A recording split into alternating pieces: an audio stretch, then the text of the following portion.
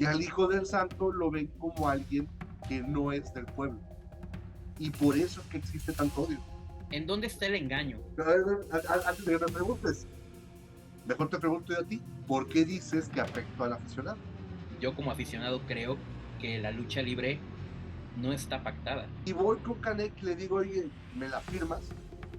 Y me dice, yo no firmo esas piraterías. Es de los, No me voy a meter en ese tema. yo sí me voy a meter. Que se jodan. Espíritu de Ring con Queer Spirit.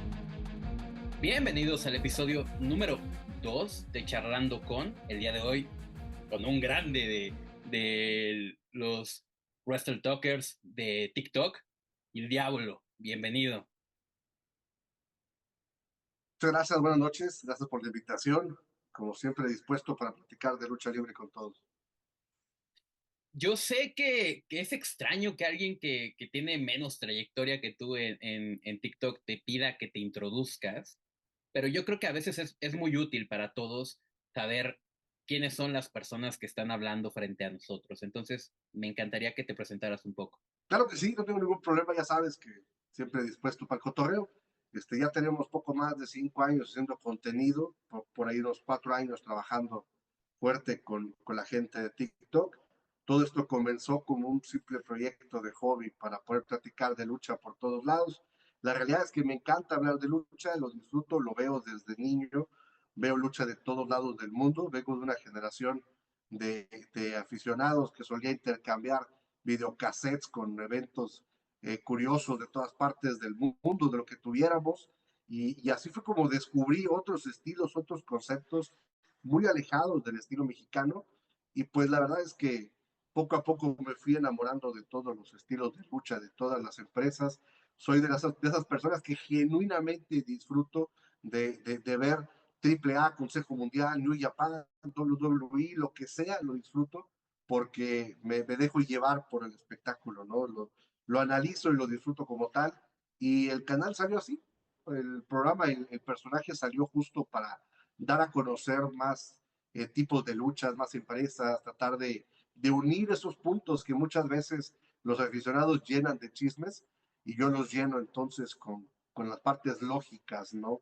Con todo esto que muchas veces la gente se le olvida que la lucha libre es lógica y es una historia muy bonita por contar y nos dejamos llevar por el fanatismo y ahí es donde todo cambia, ¿no? Y dices muchísimas cosas a las que yo le dedicaría un podcast a cada una, pero me quiero detener en disfrutar. Diablo, disfrutar lo que vemos, lo que consumimos, implica también en ocasiones detestarlo. Sí, por supuesto que sí, el aficionado, uno mismo, llega a momentos en el que digamos, por momentos es fácil digamos, odies un poco lo que estás viendo, ¿no? Eres crítico acerca de lo que ves, te vuelves celoso acerca de lo que estás viendo, de lo que disfrutas, así como el aficionado al fútbol le recuerda a su jefa a la tele cuando algo no le gusta que está pasando, cuando su equipo no está jugando bien, no significa que odie a su equipo, significa que lo quiere tanto que no lo quiere ver de esa manera. Y el aficionado de las luchas brinca fácilmente esa línea, ¿no? Es muy fácil que el aficionado de las luchas, como es un tema de transmitir emociones, es como una obra de teatro, es como una película, es como un concierto. Este espectáculo es el que de pronto los atrapa y los sentimientos florecen bastante fuerte y el aficionado es capaz de odiar a quien ama y de la noche a la mañana amar a quien odiaba, ¿no? Y es parte de la bipolaridad de los dos polos interesantes dentro de la lucha y que a veces como creador de contenido pues te toca por ahí lidiar y navegar en esas aguas tratando de no caer en el chisme o en el comentario fácil, yo tratando de hacer entender que, hey, esto es lucha, ¿no? Disfrútalo, en vez de robarte por ahí tu sueño, ¿no? Dicen por ahí, hablando de otros medios, que el peor fan, más bien, que el peor enemigo de Star Wars es su propio fandom. Y siento que en ¿Sí? muchas ocasiones eso nos pasa como aficionados a la lucha libre. No digo que tengamos que aceptar todo lo que nos ofrecen en bandeja de plata, pero en ocasiones me parece ilógico que detestemos algo y le demos más foco a eso que a las cosas que sí nos hacen sentir algo lindo. Y es que justo el tema por el cual el fandom de Star Wars es tan intenso es porque se vuelve purista, se vuelve, eh, crea una idea, un concepto que solamente vive en su cabeza y que ese concepto, esa historia, esa creencia de lo que está viendo, esa idea de hacia dónde va la historia o por qué se dijeron las cosas, eh, lo hace muy propio, lo hace personal. Y dentro de la lucha pasa algo muy parecido, o sea, el aficionado que defiende cierto estilo de lucha y que repudia otro estilo de lucha, vaya, la carta más básica, ¿no? El aficionado que le encanta la AAA, que odia el Consejo Mundial y viceversa, ¿no? Ese aficionado lo único que quiere es que todo mundo opine igual que él, pero si todo el mundo opinara igual que él se cambiaría de bando porque no quiere estar en un bando que opina lo mismo que él. Es decir, esa contrariedad, esa necesidad de llevar la contra, de ser único, igualable, irrepetible, y sobre todo de tener la verdad, es lo que hace al aficionado a veces, eh, digamos, difícil de entender, incluso para las mismas empresas. ¿Eh? Vaya que el ego que todos tenemos es potente y luego en un mundo como la lucha libre donde los egos son gigantescos, me parece curiosísimo. Diablo, ¿desde cuándo eres aficionado a la lucha libre? Desde niño, desde... No te diría que de la cuna, pero creo que antes de enamorarme de otro deporte, del fútbol, antes de querer jugar fútbol, por ejemplo, de niño, yo ya veía la lucha desde muy chiquito. Este, siempre fue como una válvula de escape, siempre fue algo que me gustó, me parecía muy vistoso toda la parte de las capas, las máscaras, las vestimentas, los lances. Mis recuerdos de niño están muy enfocados a algunos luchadores muy en particular, pero pues francamente me atrevería a decir que de lo primero que descubrí de este mundo fue la lucha libre. Oye, ¿y cuál era ese luchador o luchadores o luchadora que te cambió de niño? Hay muchos, pero ¿cuál es ese específico? Fíjate que de niño uno de los luchadores que vi y que me causó un impacto muy fuerte fue el Perro Aguayo. Justo por esta combinación de personaje, no usaba máscara. Al no tener máscara, todo dependía de su carisma. Y para ser un tipo tan enojón, tan gruñón en general, era un tipo que lograba evocar emociones a todos, positivas y negativas. Era un tipo difícil de olvidar. Eh, Luego me toca por ahí empezar a conocer más el lado técnico, el lado digamos, artístico del deporte, con dos caras y obviamente con mil máscaras. Desde niño descubrí a mil máscaras y fue como la maravilla hecha lucha libre, porque era una combinación muy curiosa, algo que mucha gente al día de hoy, sobre todo el aficionado moderno, no comprende, es que cuando hablas de mil máscaras, hablas de un peso pesado que tiene la capacidad de volar como peso ligero, y entonces ver esa combinación, más allá de lo espectacular de sus máscaras, era simplemente raro, o sea, porque Mil Máscaras era el liviano de los pesos pesados en el mundo, pero era un peso pesado en México, ¿no? O sea, era como el tipo más musculoso que te podías encontrar y como que ese choque visual simplemente me dejó muy marcado en la cabeza y desde niño soy muy fan de Mil Máscaras y aprecio mucho su trabajo. Yo, por ejemplo, estoy seguro de que soy de una generación diferente al Diablo. No le voy a preguntar su edad, porque a un enmascarado no se le pregunta su edad, pero, por ejemplo, a mí el luchador que me impactó de niño, conociendo únicamente WWE y sin ninguna introducción de un padre o un hermano, fue Elvis Porky. En ese momento era Elvis Porky, es decir, brazo de plata, Super Porky. Y por circunstancias bien diferentes, quizás por ser un personaje más apegado a las infancias, quizás por el cuerpo que tenía, que no era el de un luchador de WWE, sino más bien era un luchador más similar a mí físicamente. Eh, Son muchas cosas, pero aquí hay algo bien interesante que escuché cuando mencionaste a quienes te cambiaron a ti. Mencionaste a tres grandes, Pedro Aguayo, um, Mil Los caras. Máscaras y Dos Caras. No creo que te haya tocado ver luchar al Santo Señor, y, y dudo de si llegaste a ver a Blue Demon Señor, eh, eh, pero probablemente sí conoces a sus juniors. ¿Qué hay acerca de Mira, ellos? mira, el entorno de lucha libre es bien curioso, porque cuando hablas de luchadores como el caso de Santo y Blue Demon, eh, no me tocó verlos en su prime, es una realidad.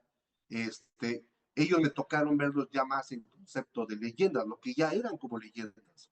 Eh, si bien me tocó, por ejemplo, vivir el adiós del Santo, pues me tocó verlo en video, me tocó verlo, eh, vaya, me tocó la época en que sucedió, pero no me tocó verlo digamos, en transmisión directa, ¿no? No quiero llegar. Eh, Soy de una generación a la que sí le tocó ver esa salida y la llegada de los juniors, que le tocó esa conexión entre las generaciones. Y por eso es que a veces, cuando toca discutir algunos temas que tienen que ver con padres e hijos, esa insistencia con los juniors y todo, eh, muchos de los aficionados que no les tocó esa transición, aunque sea de rebote, como fue mi caso, les cuesta comprender, les cuesta dimensionar el impacto que había y cómo traducir el impacto a esta época moderna, ¿no? Obviamente me tocó ver a muchos otros más luchadores que por supuesto están ahí. Me tocó ver prácticamente todo digamos, el desarrollo histórico de los juniors, verlos crecer, verlos volverse lo que son, luchadores históricos, pero de pronto el choque cultural que a veces el aficionado tiene, insisto, es un tema que les cuesta dimensionar, porque piensan que nuevamente su verdad es la única verdad absoluta y no pueden ponderar datos o números o datos reales históricos que son pesados, que son importantes por encima de lo que podría impactar ahorita, ¿no? Porque el impacto de ahora no es el mismo impacto de antes y no lo puedes ponderar por las mismas. Entonces, sí me tocó esa transición, me tocó ver el impacto que tuvieron en los medios y cómo fue repercutiendo todo a largo plazo y fue un proceso muy interesante que nos va a tocar ver ahora con el adiós del Hijo del Santo, el adiós de Blue Demon, el adiós naturalmente de Místico y otros luchadores y el nacimiento de los que vengan a seguir con estas historias, ¿eh? Voy a acotar por qué pregunto directamente por un hijo del santo y un Blue Demon Junior y no por un hijo del perro aguayo o un volador junior. Básicamente porque ellos son los primeros juniors dentro del gremio luchístico, no son los primeros hijos de luchadores. Tenemos a los villanos, que son hijos de Rey Mendoza, pero ninguno utilizó el mote de Rey Mendoza hasta posterior, hasta después de que fueron exitosos como los villanos. Tenemos a la hija de Irma González, pero vaya, su trabajo fue diferente. Sin embargo, los primeros exitosos en usar el nombre de su papá, o bueno, de su ser cercano, de su figura paterna, fueron el Hijo del Santo, primero que nada, y después el Blue Demon Jr., y habrá varios más. Pero hoy en día, a 40 y tantos años de que debutaron, 40 a Blue Demon Jr., 43 el Hijo del Santo, son esa primera estirpe de luchadores que usaron el nombre. ¿Y por qué? Vamos a hablar del hombre más fraudulento de México actualmente, del Hijo del Santo, de alguien que ni siquiera Felipe Calderón fue tan fraudulento en las elecciones de 2006. Creo que es algo que deberíamos empezar a introducir. ¿O tú qué opinas, mi querido Diablo? Creo que son malos ejemplos, pero vamos a partir por la parte, digamos, La parte que me compete, la parte de los datos, la parte que quita la duda, y es algo que muchas veces a la gente le cuesta comprender, porque parte de lo que hago, parte de lo que platico siempre con los acólitos, es que justo conmigo no es el chisme, no es el punto barato, es el dato, qué dice la historia, qué dice el impacto real de lo que se está haciendo.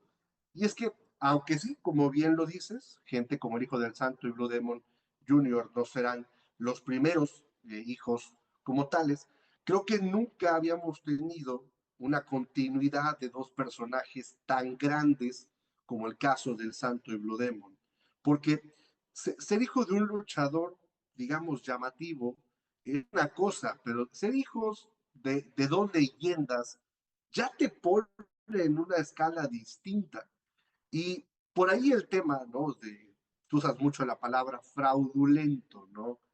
Que este feeling con el que el aficionado enmarca al Hijo del Santo, con el que el aficionado encierra por completo, de una manera bastante cruel, una historia que a veces está mal contada porque nos dejamos llevar digamos, lo que nos conviene. Y lo que nos conviene es el espectáculo, ¿eh? El otro día lo explicaba en Mejores Aras con el tema de la historia del Hijo del Santo con Aristóteles II y el tema de la pérdida de la máscara, que fue todo un tema.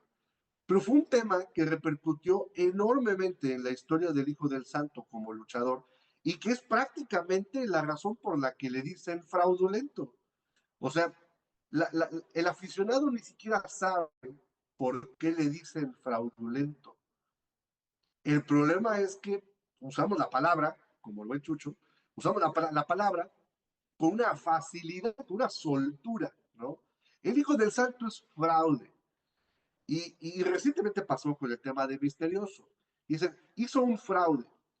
Y yo les digo, es que el fraude hubiera sido que apostaran las máscaras y acabaran perdiendo una cabellera.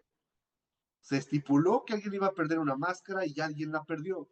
El hecho de que se volviera demasiado obvio quién iba a ganar y quién iba a perder, pues es lo que te tiene decepcionado, pero no es un fraude. Pero el Hijo del Santo tiene ese core, ese marco que no se va a poder quitar nunca y que viene de muchos años atrás y que viene de una historia de celos, de odio laboral, que tiene que ver, por ahí dijera, ¿no? O sea, qué graciosos son los pobres, porque se inventan cada cosa porque no lo entienden.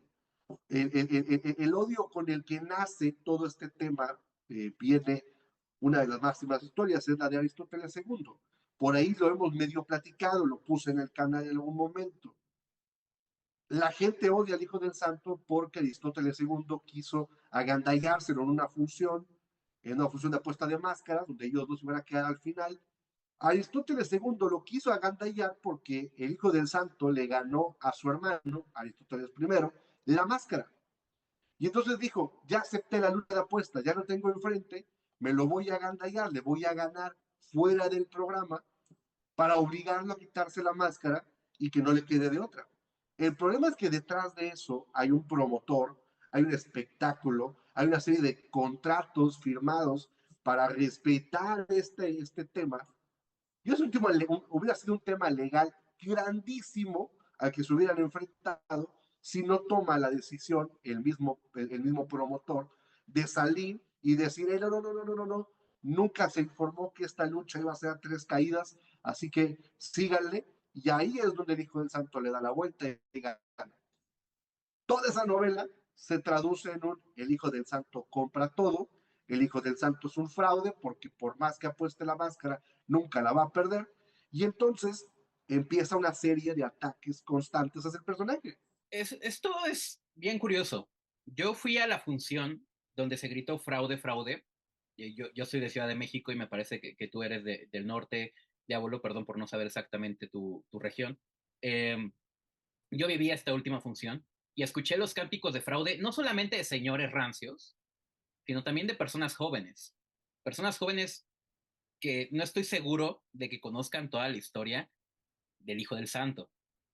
Entonces, por ejemplo, acá el tema de Aristóteles II es mucho más profundo de que la caída de la máscara de Scorpio Jr. o que la caída de la máscara de Misterioso Jr. Quiero detenerme en un par de cosas, porque vuelvo, es una institución el señor Diablo. Entonces, te saca temas que deberíamos desglosar a más detalle, pero hablemos del fraude, hablemos de lo que es un fraude. Veamos cómo lo define la Real Academia, que para mí no es la definición precisa de algo, pero veamos cómo lo define una institución. Según esto, el fraude es una acción contraria a la verdad y a la rectitud, que perjudica a la persona contra quien se comete. Es decir, que en este supuesto, una acción por parte del Hijo del Santo que va en contra de la verdad y la rectitud perjudicó a un tercero, que en este caso no es Misterioso Junior, sino el aficionado. Yo quiero preguntarte, Diablo, ¿en dónde está el engaño? Antes de que me preguntes, mejor te pregunto yo a ti, ¿por qué dices que afectó al aficionado? ¿Por qué dices que el fraude aplica para el aficionado? Es bien interesante. Esto ya es una interpretación de la que yo me salí del guión, pero para mí afecta al aficionado porque cuando tú estás consumiendo un show, un espectáculo, no un deporte, porque no estás necesariamente viendo un deporte per se, ni un espectáculo per se. Cuando estás viendo esto, el espectador se vuelve parte y sobre todo monetaria de esta circunstancia. Entonces, para mí, el tercero sería el espectador y no Misterioso Junior, por ejemplo, pero no sé si te da pie a lo que quieres decir. Pero, ¿por qué fraude? Yo pensaría, bajo la interpretación, porque para mí no lo es, yo pensaría que es porque yo como aficionado creo que la lucha libre no está pactada. Y espero no romperle el corazón a nadie. Hoy veía que alguien subió una foto de cómo AJ Styles y Karrion Kross ensayaron su lucha en Monday Night Raw y ponía, se acabó mi infancia. Pero es justo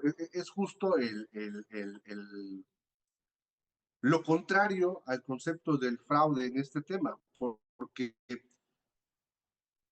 es de todos sabido que el espectáculo de la lucha libre es un deporte consensuado, es un deporte en el que existe una serie de permisos previamente establecidos para ejecutar las cosas.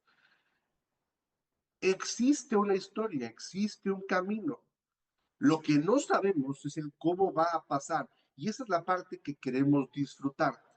Esto ha sido así siempre, desde muchísimo antes de que consideráramos el nacimiento de la lucha en la Ciudad de México, muchísimo antes de eso, el espectáculo del catch, de la lucha, ya estaba previamente establecido para desarrollar héroes, ganadores, derrotados, crear personajes que ayudaran a vender entradas cuando esto, estoy hablando, cuando esto era de circo, cuando esto era de lona, ¿no? O sea, cuando esto era de irte de pueblo en pueblo a enfrentarse entre ellos, había un previo contrato hablado para decir yo gano, tú ganas y esto es negocio, todos ganamos. Esto no ha cambiado con el paso de los años. Lo que habrá cambiado es el cómo se ejecuta la lucha, el cómo vemos la lucha. El otro día por ahí explicaba este concepto de cómo es que en la época del Santo, en la época de Mil Máscaras, los luchadores no eran de darse un centímetro para nada. En la lucha libre tenías que imponerte. Sí, yo sé que voy a perder, tengo que perder porque así es el espectáculo, pero no te voy a regalar el que me ganes, gánatelo, hazlo creíble, demuéstrame que eres más fuerte que yo, demuéstrales a todos que me puedes cargar. Y si tú volteas a ver los videos de las luchas, no están lejos, de luchas de Mil Máscaras, Puedes ver cómo existe el careo frente a frente, cómo están en esa batalla física por tratar de ganar la posición para poder aplicar los movimientos. Tú ves al día de hoy cómo aplican un suplex, el cuate que lo recibe pega el brinco, el otro cuate nomás se encarga de guiarlo para hacer el movimiento. Súper fácil. Pero lo volteas a ver con la época de Mil Máscaras, del Santo, etcétera, y ves cómo el movimiento hasta se ve como burdo, porque pues, tiene que jalar al otro como pueda. El otro no quiere ser cargado y tú lo tienes que cargar. Y esa es una de las cosas visuales que más afectan en el término de la lucha. El que está acostumbrado a ver a los luchadores de esta época que rebotan en las cuerdas, hacen 30 martinetes y se levantan como si nada, no pueden entender cómo alguien en otra época recibía un suplex y no se podía mover. Pero porque en esa época ese tipo de golpes eran distintos, eran más fuertes. Había un dejo de intensidad. Entonces, ya de entrada, decir, es que bueno, yo como aficionado quería ver un espectáculo legal, pues tú hubieras ido a ver otra cosa, porque todo mundo debe de entender el día de hoy, al día de hoy, que la lucha libre es un deporte consensuado. Ninguna empresa te puede vender la idea de que la lucha libre es un deporte 100% real, porque si fuera 100% real en términos de a ver quién es mejor luchador en el mano a mano, las cosas no fluirían de la misma manera. Los luchadores no podrían tener 150 luchas en el año. Terminarían como en la UFC, con 4, 5, 6 combates de lo mejor de los casos. Como en el box, 3 o 4 peleas, porque recupérate del impacto físico no es fácil. Entonces, la lucha tiene la espectacularidad, la teatralidad para contarte la historia, y esa es la parte que nosotros vamos a disfrutar. Si alguien al día de hoy me dice, el perro aguayo no hacía eso, el perro aguayo hacía eso. Si alguien me dice, el santo no hacía eso, el santo hacía eso. Y si no me creen, volteen a ver al cavernario Galindo, uno de los mejores rudos de todos los tiempos, un personajazo. Pero era un tipo que entendía que la teatralidad de su personaje estaba por encima de la rudeza. Morderle los pies a su rival no eran cosas de juego, y tan no eran cosas de juego que para darle realismo, efectivamente les mordía las botas al grado de perforárselas.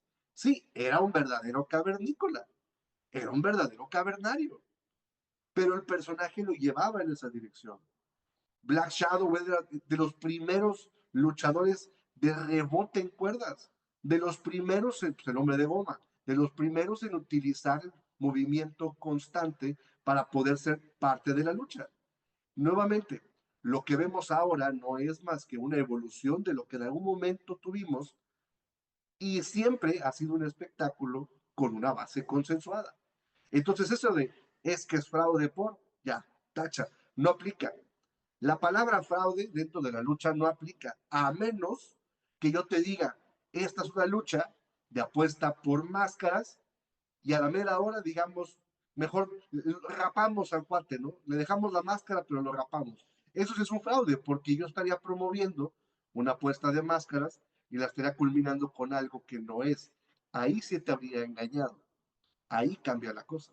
Sí, para mí tampoco la palabra fraude implica demasiado dentro del mundo de lucha libre, a menos de que hablemos, por ejemplo, de la traición de Montreal. Eh, Creo que ese es un ejemplo de fraude hacia Bret Hart y no estoy tan seguro de si entra en el conjunto de palabras, pero bueno, a él habían dicho que iba a hacer de una manera y terminó siendo de otra manera. Para mí eso se acerca más al fraude. Se acerca, aunque la historia, digo, con el paso de los años la historia se ha ido descubriendo poco a poco y el tema de fraude nuevamente es un tema distinto, ¿no? Obviamente existe una traición, obviamente existe una pérdida de confianza, pero pues una vez que entiendes que el negocio no puede perder y que la casa no puede perder, vuelves al punto, ¿no? Del promotor con el hijo del santo y Aristóteles II. ¿Tú crees que el promotor se va a querer arriesgar a un proceso legal, a un conflicto enorme? Porque imagínate, haces que el hijo del santo se quite la máscara. Para empezar, es el hijo del santo.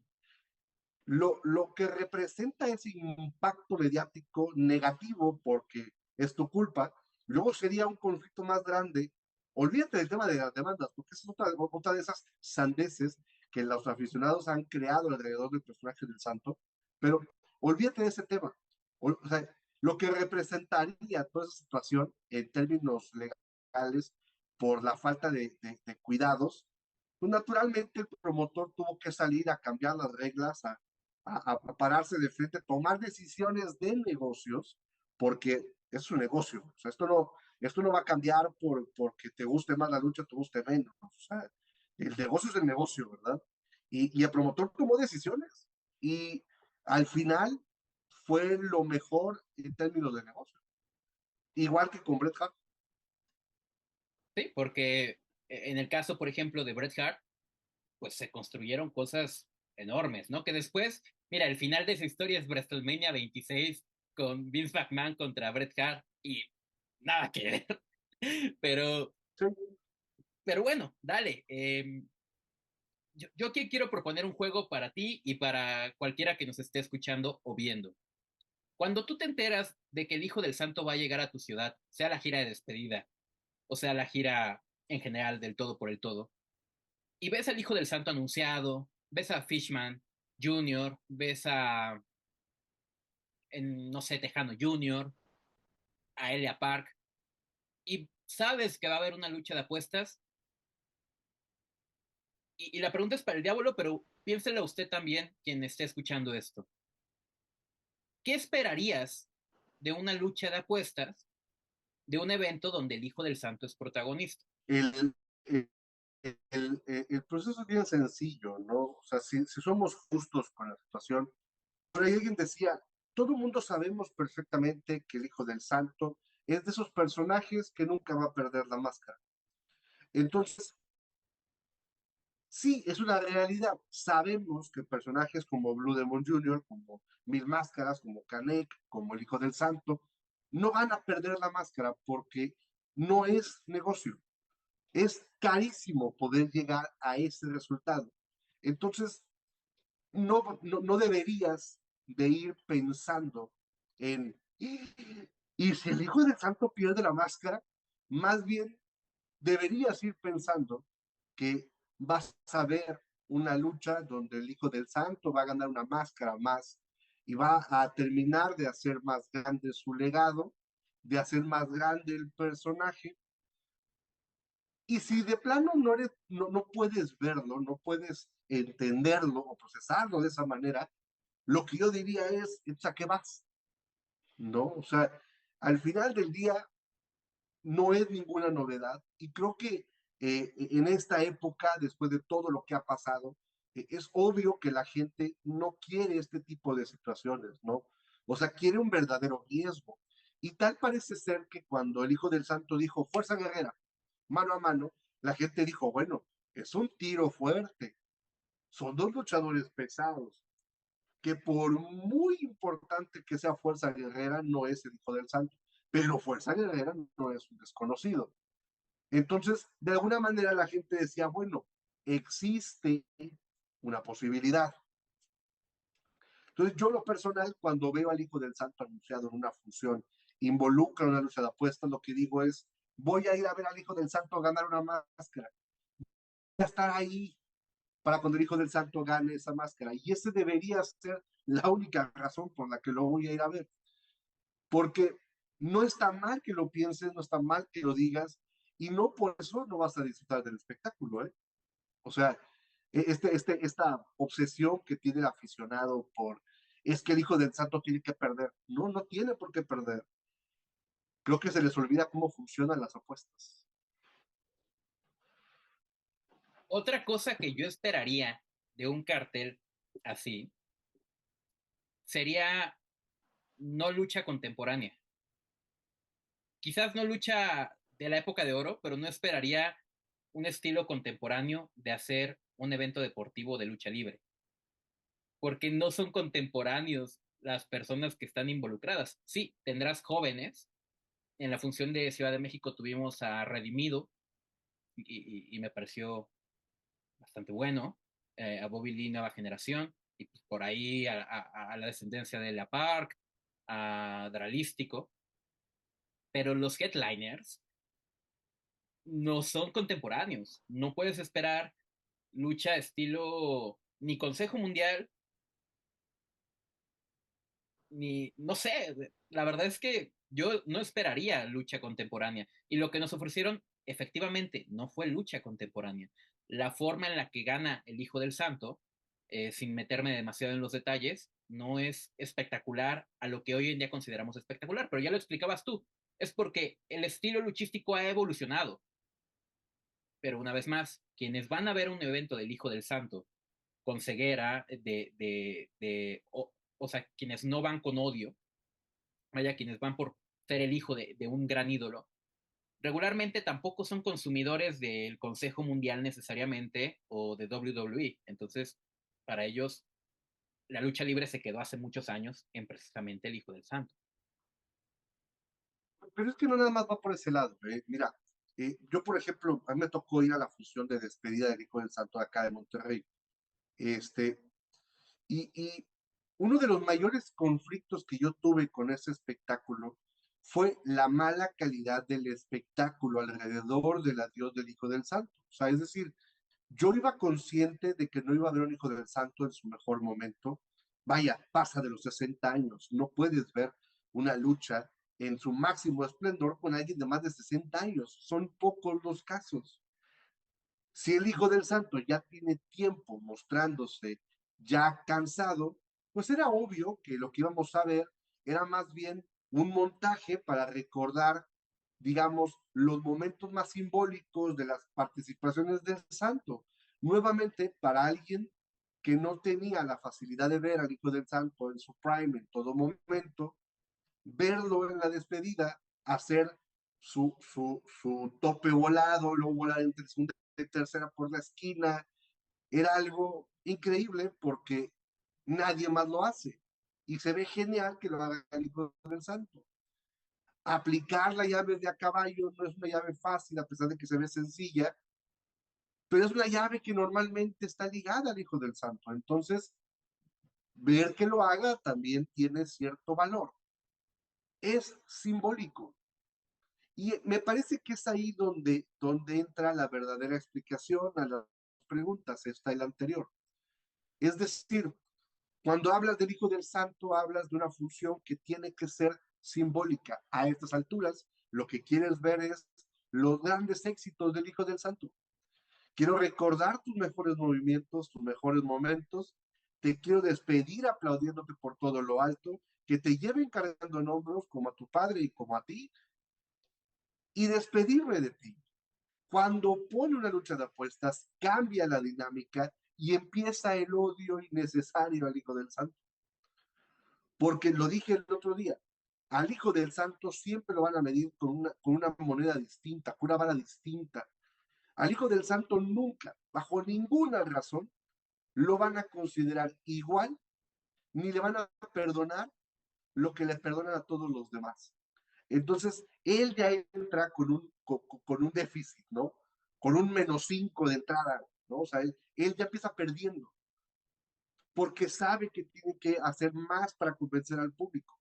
Entonces, nuevamente, me parece que el error de la función en la Ciudad de México es tratar de hacer aún más simbólica la salida del Hijo del Santo con una máscara, cuando bien pudo haber sido una gran lucha, recordando sus mejores éxitos, sin necesidad de que cayera una máscara o una cabellera, y dejando una partida, insisto, simbólica. Para mí fue todo un gusto haberlo visto en la ciudad de Monterrey, pasearse por todos lados, agradecerle al público, aventarse sus mejores éxitos, y yo dije, va, ¿no? O sea, estuve presente en el día que dijo adiós, al menos adiós de Monterrey. Perfecto. Si hubiéramos tenido una noche de apuestas, igual lo hubiera disfrutado, pero sí hubiera sentido que no era necesario. Y ahí es donde está el problema.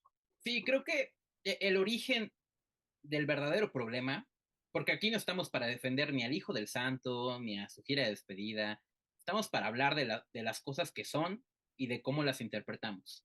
Para mí el error es esa construcción narrativa desde el inicio.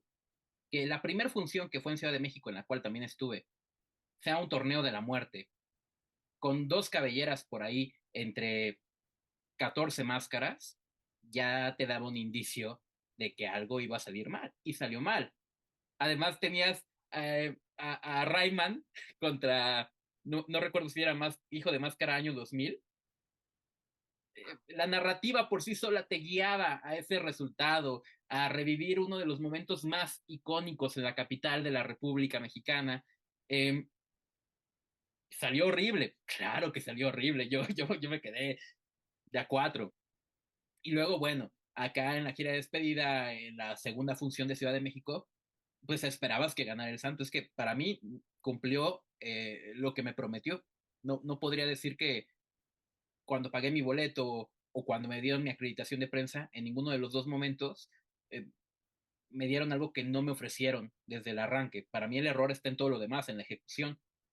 Eh, a tal punto de que yo ya he hablado hasta el cansancio de qué no me gusta de lo que hizo Bobo Producciones y incluso llegó a oídos del presentador de la función eh, que me escribió y me dijo, oye, no hables mal de mi trabajo.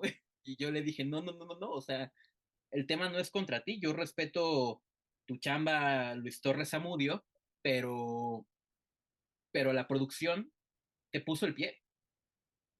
Y para mí ese es el error, no tu trabajo, sino como una productora que hace eventos de música intenta hacer un evento de lucha libre. Ese para mí es el verdadero problema. Pero ya es demasiado del Hijo del Santo. Quisiera preguntarte algo más clavado, no tanto acerca de su carrera, sino acerca de precisamente lo que representa. Tú ya lo has dicho, tiene una carga bastante importante, así como la tiene Blue Demon Jr., como la tenía el hijo de Perro Aguayo, como la tiene cualquier Junior e hijo de Junior. Pero de entrada, ¿no sientes que el Hijo del Santo también representa para el aficionado el privilegio? Un privilegio con el que el aficionado suele estar peleado. Digo, es muy común escuchar en una arena grande, putos los de abajo, y alguna respuesta desde abajo hacia los de arriba. Hay como una lucha de clases sociales. ¿Qué opinas de eso? Sí, naturalmente existe una discusión, ¿no? Entre las clases, entre el que el hijo del santo viene de una cuna distinta, de que nuevamente al hijo del santo se le mide con una vara distinta. Es que el hijo del santo la tuvo bien fácil, él nada más tuvo que hacer lo que hace su papá. ¿Perdón? ¿Por qué no podemos verlo desde la otra perspectiva? El hijo del santo tenía que igualar lo que hizo su papá, y su papá era una maldita leyenda.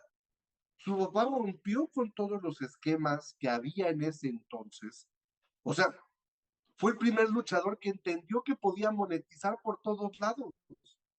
Fue el primer luchador que entendió que podía convertirse en figura de juguete, que entendió que podía hacer cómic, podía hacer cine, radionovelas, aparecer en televisión. Fue el primer luchador que entendió que alrededor de la lucha había un mundo mainstream que le podía dar un montón de dinero. Ahora imagínate ser su hijo y tener que igualarlo. ¿Es fácil? Porque si lo vemos desde esa perspectiva, pues qué fácil para el hijo del solitario continuar con la leyenda del solitario, y el hijo del solitario, sin nada de sonar agresivo, con él ha sido un rotundo fracaso como Junior. Se quedó muy corto alrededor del personaje. Y entonces la vara con la que medimos al hijo del santo no es la misma. Al hijo del santo decimos, claro, es bien fácil. Como es el hijo del santo, no le batalla. Pero a los otros, no, es que compréndelo, no es fácil. Tanto luchador que te quiere perjudicar. Perdón, pero al hijo del santo no nada más los luchadores lo quisieron perjudicar. Las mismas empresas lo quisieron perjudicar. Y por años fue minimizado por esas empresas, atacado por las empresas, y con todo y todo seguía sacando adelante al personaje. Entonces, sí, naturalmente existe un odio por el hecho de que el personaje es el hijo del santo.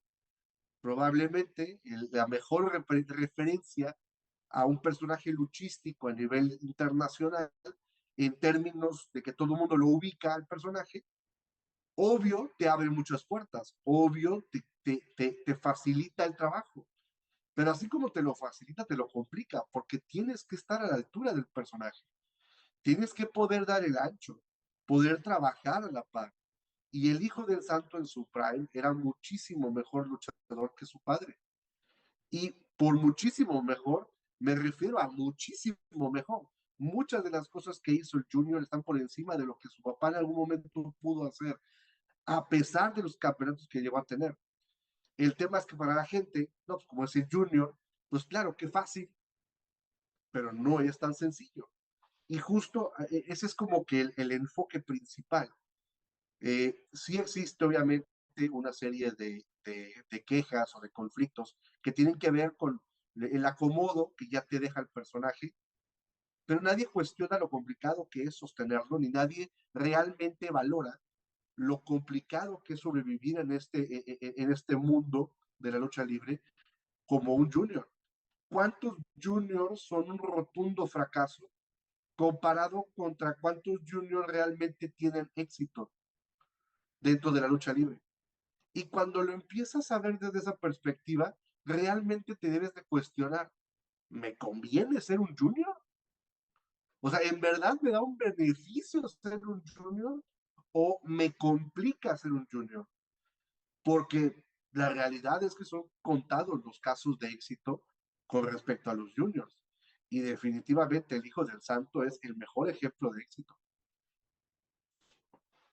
Y, y se repite, y se repite, y se repetirá porque es la historia, en realidad, de cualquier cuento que se quiera narrar. Pasa con Atlantis Junior, que a mí me parece un talentazo, y quizás yo estoy equivocado, pero no encuentro razón alguna por la cual hay que demeritar a un luchador como Atlantis Junior cuando, cuando tiene el talento mínimo para estar donde está. Pues sucede. Y ojo, porque qué buen ejemplo tocas, porque Atlantis Junior es un extraordinario ejemplo en ese sentido. Y si recapitulas la historia, si te vas un poquito hacia atrás, la primera queja con Atlantis Junior fue, debutó en las estelares. Y cuando debuta en las estelares, todo el mundo dice, nada, claro, nepotismo, ¿no? Por supuesto, el hijo de Atlantis. Pero algo que la gente no comprende a veces es que el verdadero juez en la Arena México es el público.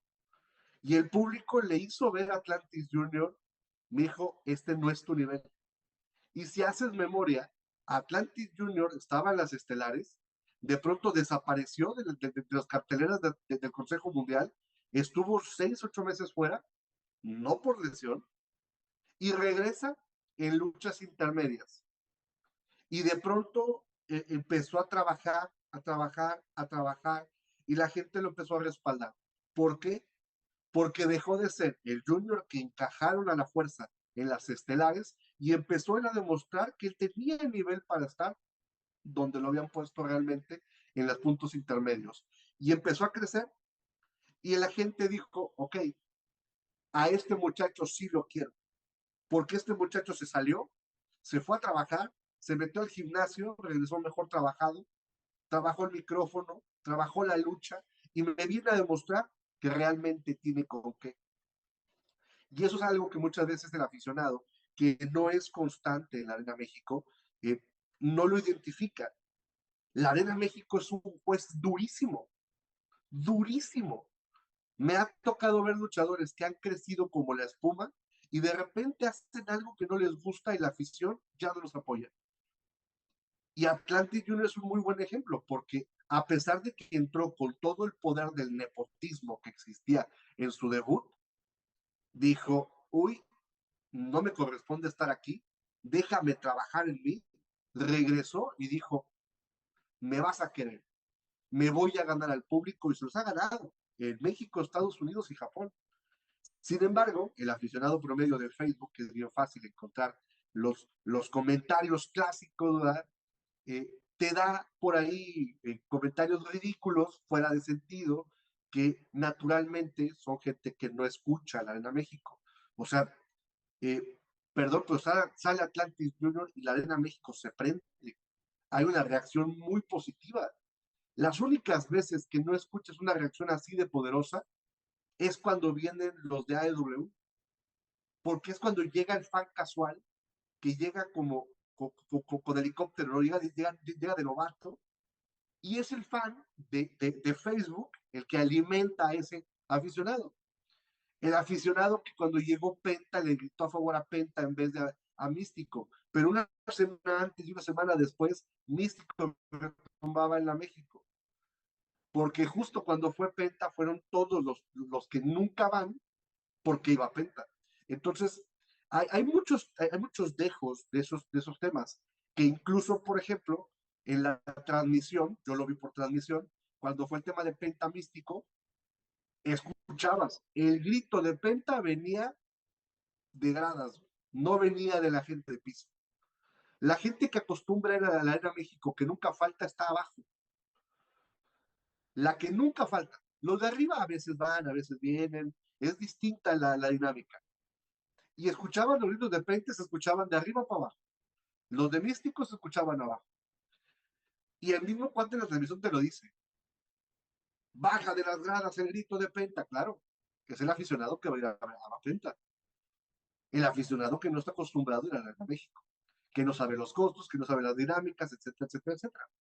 Entonces, sí, existe un dejo cantado de todo esto, pero nuevamente, en México tenemos muy marcado el tema de que es que todos los luchadores deben de tener juniors. Quiero ver juniors por todos lados.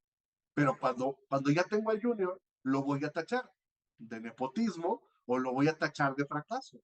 Pero es fácil reaccionar a todo eso, porque hemos creado una cultura de consumo de juniors.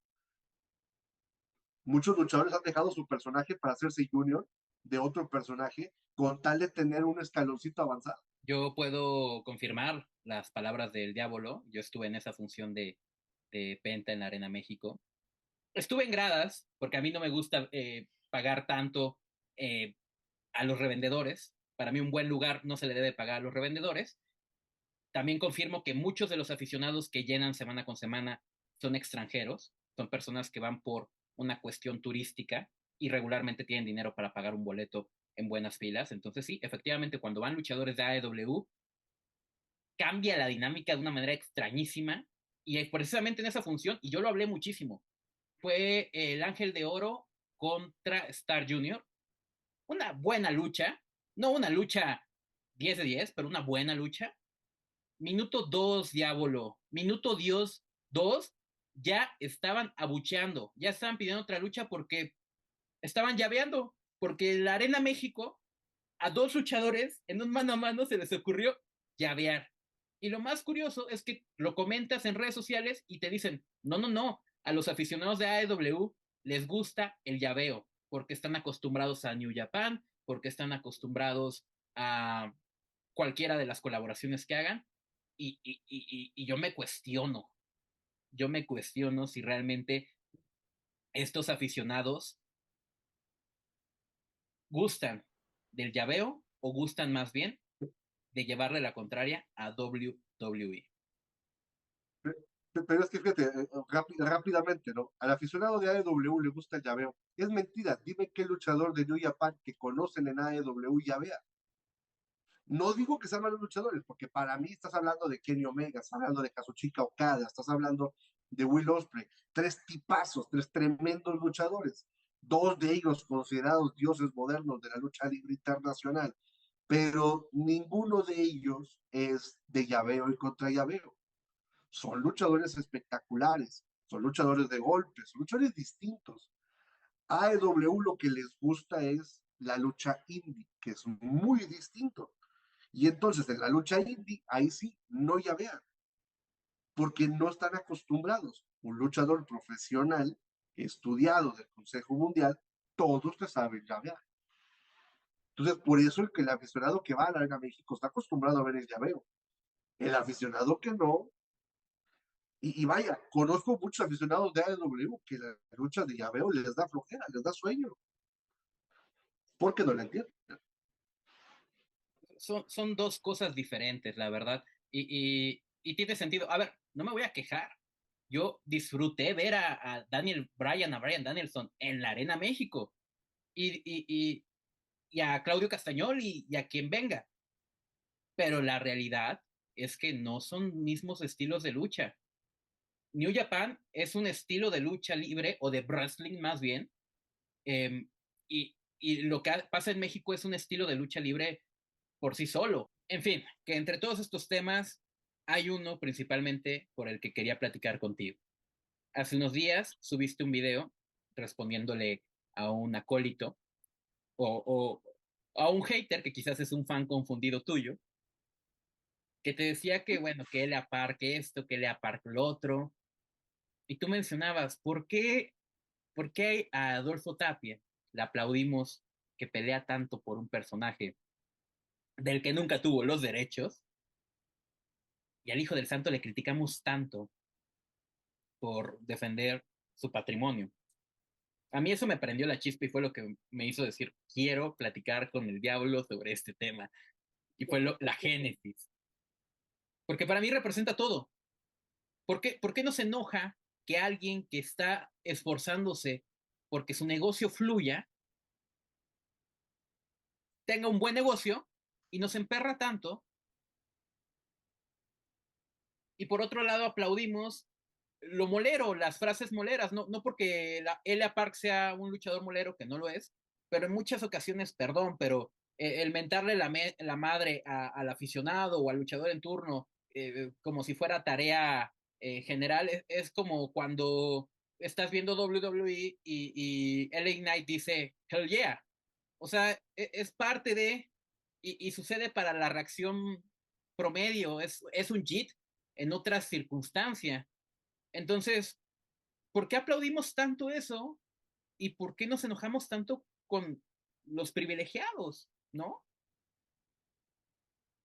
Es que, mira, les digo, bien lo enmarcas, ¿no? Es un tema de privilegio el que hace que la gente, insisto, mira distinto a las personas.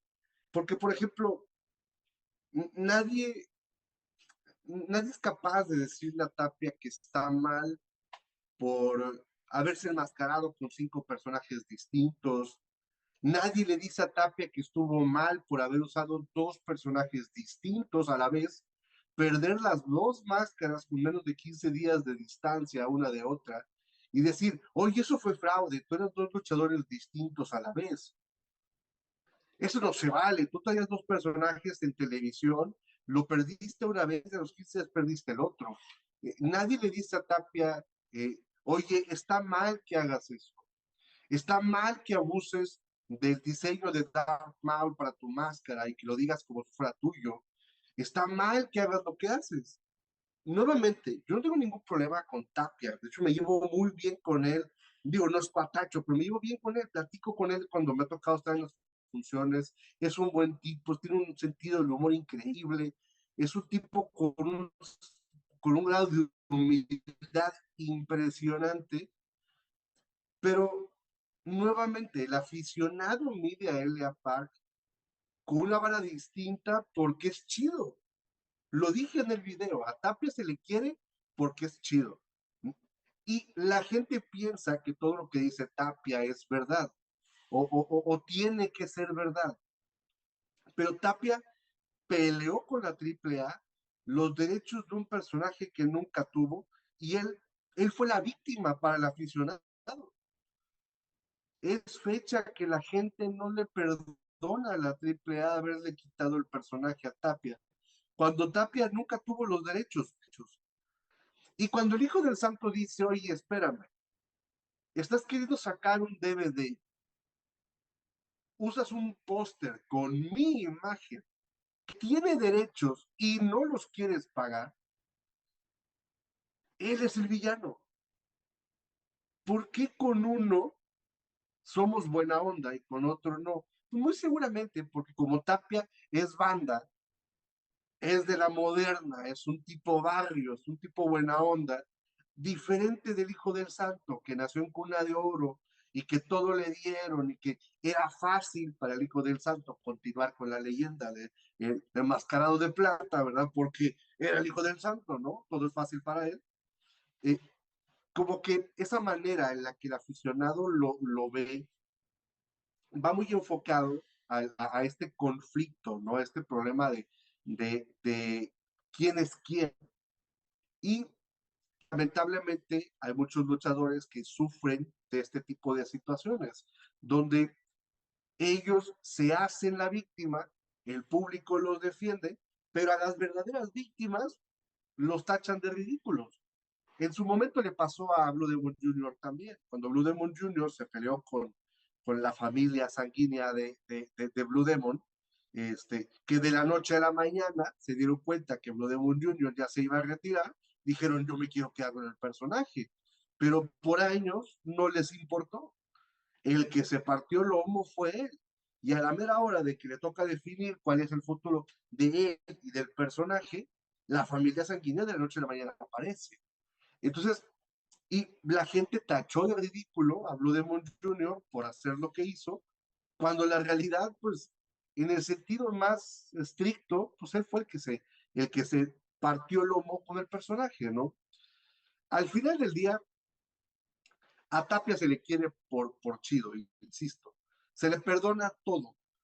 O sea, na nadie nunca había dicho, quiero que este luchador me miente la madre. Y literal, le pagan $500 a Elia Park por una mentada de madre. X, no los va a aceptar, nunca los ha aceptado. Pero mi punto es, la gente es capaz de pagar por esa interacción, pero es capaz también de irse al extremo, de tachar de ridículo, de exagerado. Y lo dije en otro video también aparte. La gente dice, el Hijo del Santo es el 1000 demandas. Mencióname 3 demandas que haya tenido en su historia el Hijo del Santo. Son demandas legales, son públicas. Tú puedes buscar por el personaje del Hijo del Santo y checar cuáles son las demandas y no tiene.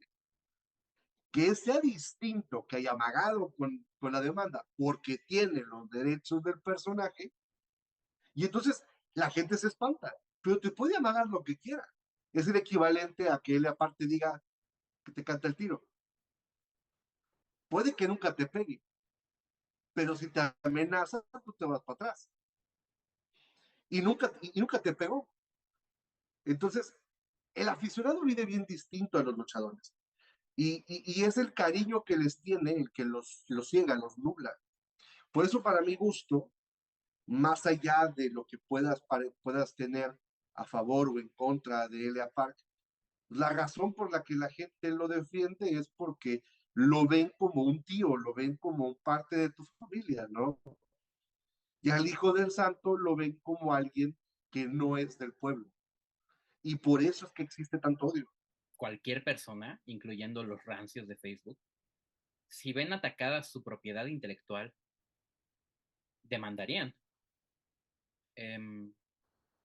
O sería muy tonto no hacerlo, porque puede que te tengan amenazado, puede que no tengas los recursos, pero si no estás en esa posición y tienes una propiedad intelectual que está siendo afectada, voy a poner 3 ejemplos rápidos. Elia Park, o La Parca originalmente, deja AAA con un personaje que estaba floreciendo para irse a WCW. En WCW usa un personaje que es el mismo, y AAA saca a La Parca que hizo famoso al personaje en México. En Estados Unidos a lo mejor fue Elia Park, y a lo mejor tendrá su famosa lucha contra Goldberg, pero en México fue Chuy. El Hijo del Santo tiene pláticas para entrar a WWE en algún momento, y no lo hace porque querían registrar el nombre según la historia que cuenta el propio Hijo del Santo. AAA en algún momento pudo haber colaborado mucho más con WWE, pero WWE quería comprar, según Dorian Roldan, a la AAA, que no sería algo extraño por parte de WWE. Todas estas son ejemplos de personas que o dejaron sus derechos de autor fluir o nunca los tuvieron, o los defendieron, o simplemente decidieron no venderlos porque les ofrecieron una cantidad de dinero. Y eso es totalmente lícito. Pero es que fíjate que es un tema que va un poco más ligado al Cora del mexicano. O sea, Gaelia Park nunca tuvo los derechos del personaje. Se lo llevó a Estados Unidos sin tener los derechos del personaje. Si alguien en Estados Unidos hubiera sido inteligente, registra al personaje y le da la torre. O sea, es un tema de, digamos, abuso. Tapia lo dijo, oye, yo no tenía idea de que eso existía. Y para mí abusaron de una persona. Y tiene toda la razón. Él fue víctima de un abuso de un corporativo, de una institución, de una empresa. Claro, tiene toda la razón en decirlo. Pero por la vía de lo legal, no hay nada que pueda hacer. Por eso es que el hecho de que la gente insista en que es que le robaron, no, no le robaron. Nunca fue suyo, a diferencia del santo. El santo ya venía registrado, ya venía siendo un personaje, ya venía existiendo en la vía de lo legal. Es totalmente distinto.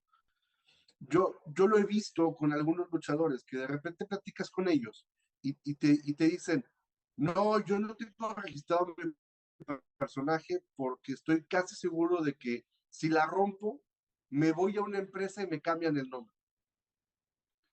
Entonces, mi personaje no lo registro. Y es, ok, está bien, es válido que no quieras invertir una lana en hacerlo porque piensas que no vale la pena jugártela con el personaje. Pero ¿qué tal si te va bien?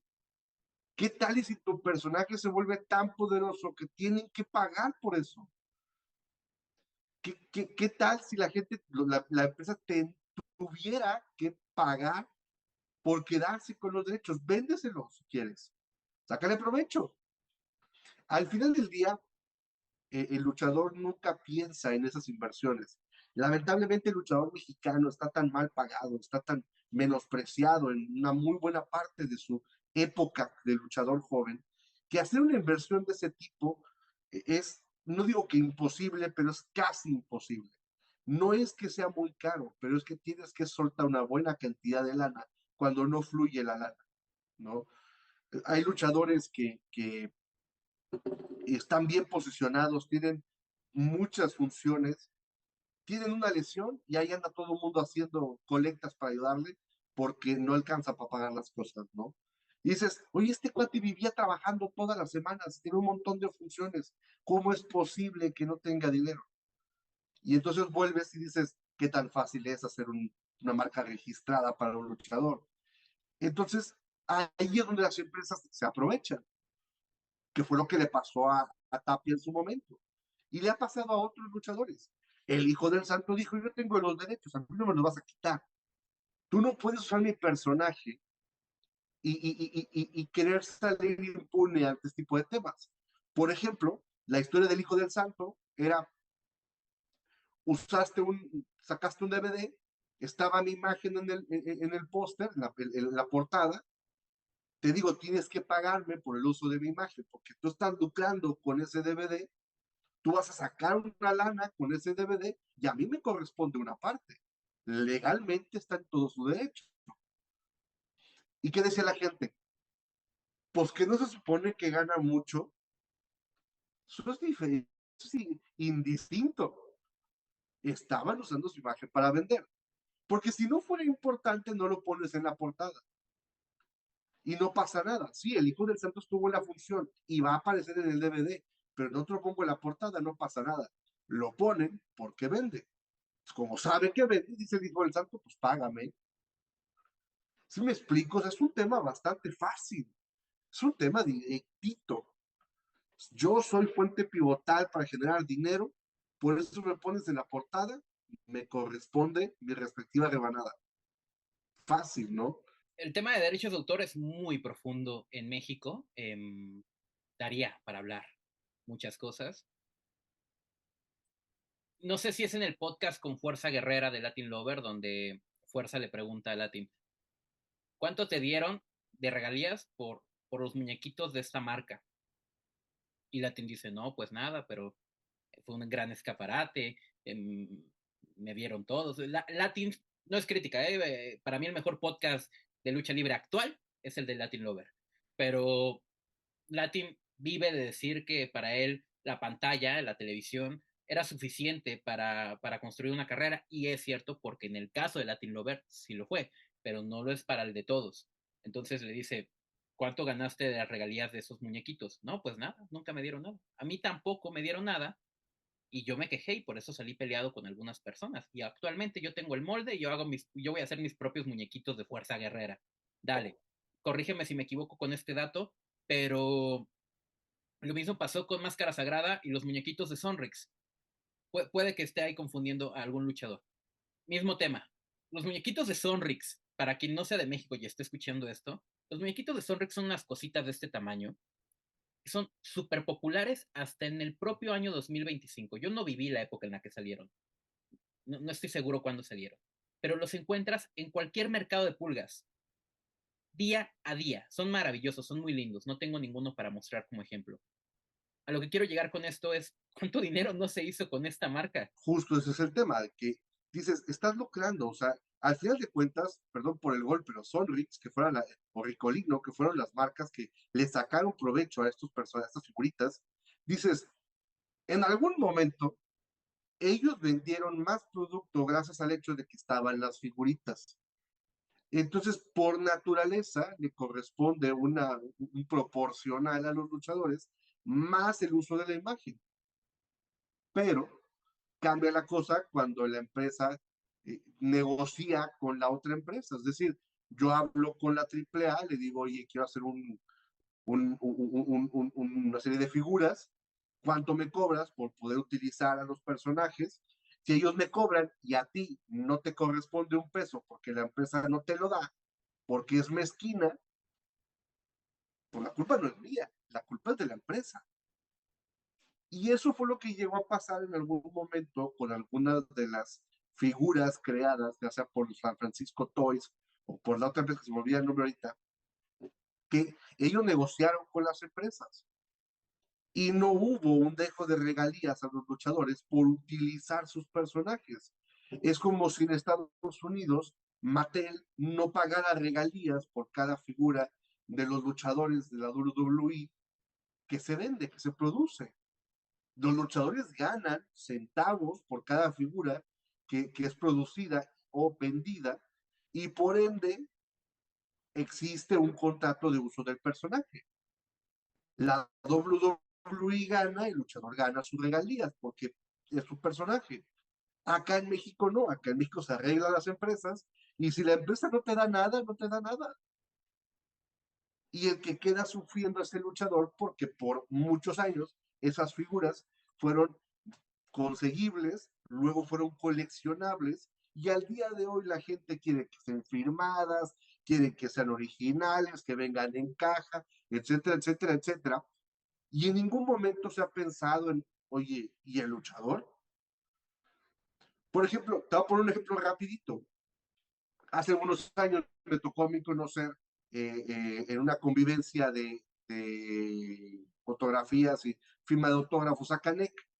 Y yo tengo una figura de Canek que es muy vieja, que es se me olvidó el nombre de la marca, pero la figura, la verdad está fea la figura, pero son una serie de figuras de lucha libre mexicana donde viene Tinieblas, Lismar, Blue Demon, Mil Máscaras, Dos Caras, Canek. La tengo en su caja, todo sellada. Y voy con Canek y le digo, oye, ¿me la firmas? Y me dice, yo no firmo esas piraterías. Y le digo, perdón, esto no es piratería. Le volteó la caja y ahí dice, marca registrada Canek, producto oficial. Piratería no es. Si no le quieres firmar, no tengo problemas. Tienes todo el derecho en decirme que no. Pero no me digas que es por pirata porque es producto oficial. Pues la verdad, dijo, es que la figura está bien fea. Y me da cosa firmar algo tan feo con mi marca. Le digo, bueno, que esté fea es otra cosa. A mí me encanta la figura. Ya agarró la figura y me la firmó muy a regañadientes, ¿no? Porque no le quedaba de otra. Pero hay muchas veces que el luchador ni siquiera sabe en dónde está su marca registrada. Y uno de los mejores ejemplos son las figuras japonesas de la marca Chara Pro, que son las primeras figuras que utilizaron los diseños, los scans de los luchadores. 1000 máscaras es de los que más se vende de esa colección. Y justo mil máscaras hay días que te dicen, no, eso no los firmo. Y hay veces que te los firma y te dice, uy, es que son raras, ¿verdad? O sea, ya ni saben en dónde tienen su marca registrada, porque a veces ni la controlan. Entonces, el mismo luchador tiene que tener control sobre dónde aparece su máscara, su marca registrada, dónde sí lo permite, dónde no lo permite.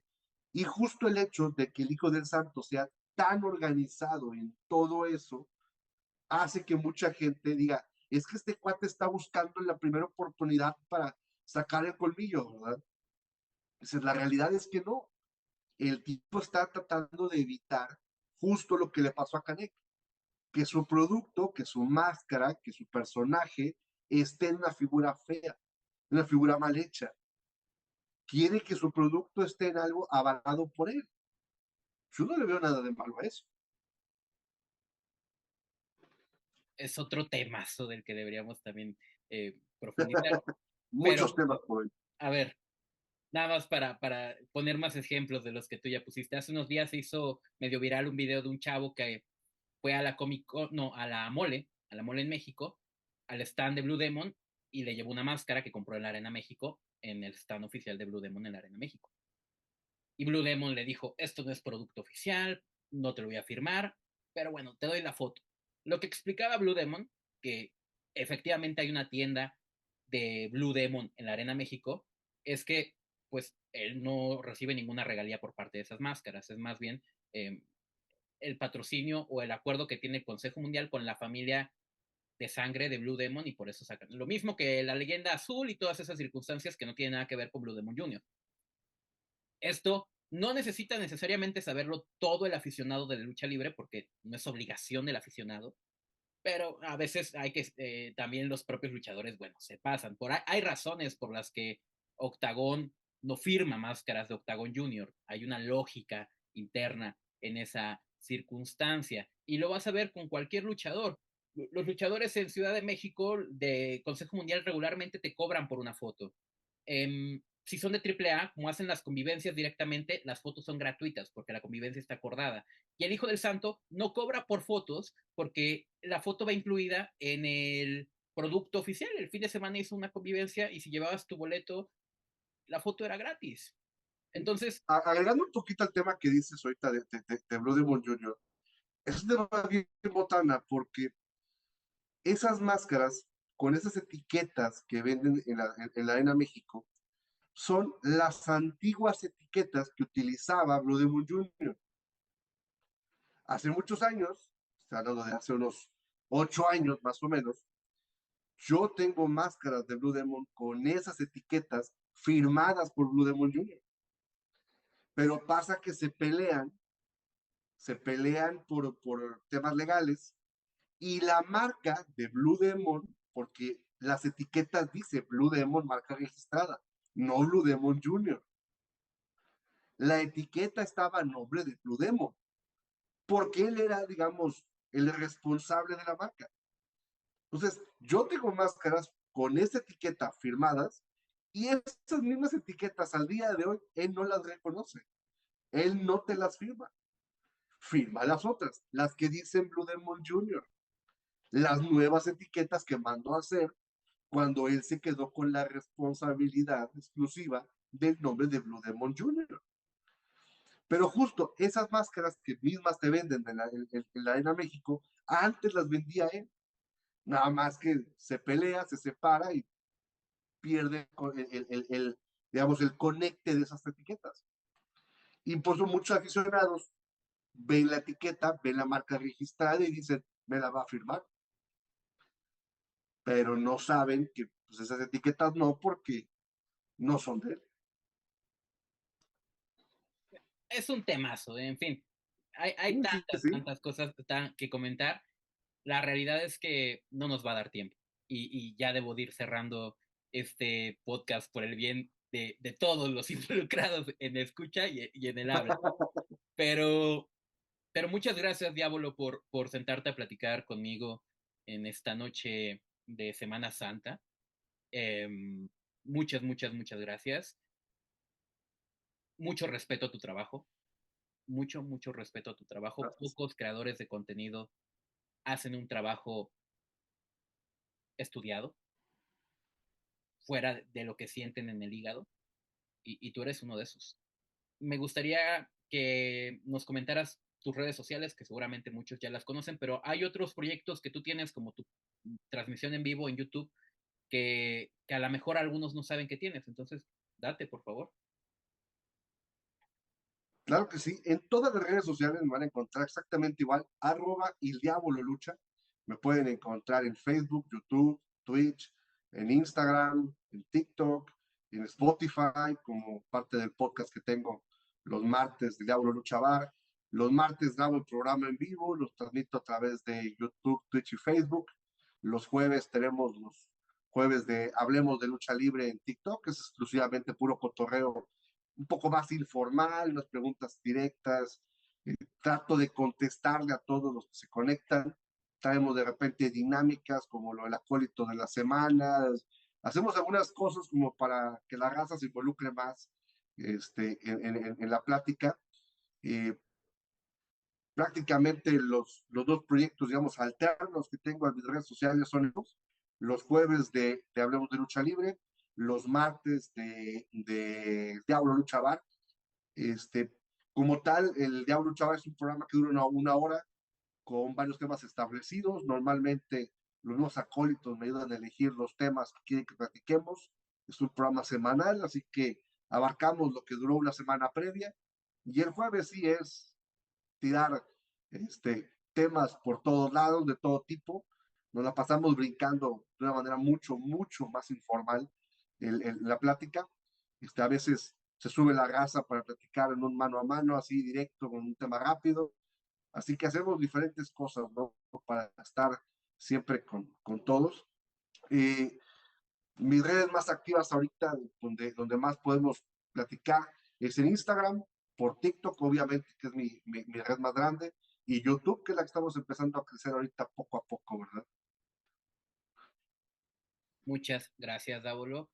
A ver, vayan a ver sus videos. Es el de los únicos creadores de contenido, barra todo lo demás, periodistas, lo que sea, que usando máscara vale la pena consumir. Esta directa es bien directa, ¿no? Pero es de los... No me voy a meter en ese tema. Es de los... Yo sí me voy a meter. Que se jodan. Gracias. Que se jodan todos los que hacen contenido amarillista. Porque le hacen mucho mal a la lucha libre mexicana. En fin, no nos vamos a meter. Gracias. Nos estamos viendo en un siguiente episodio. Gracias, Diablo. Nos vemos en la siguiente. Muchas gracias por la invitación. Siempre a la orden para el desorden. Chao. Espíritu de Ring con Queer Spirit.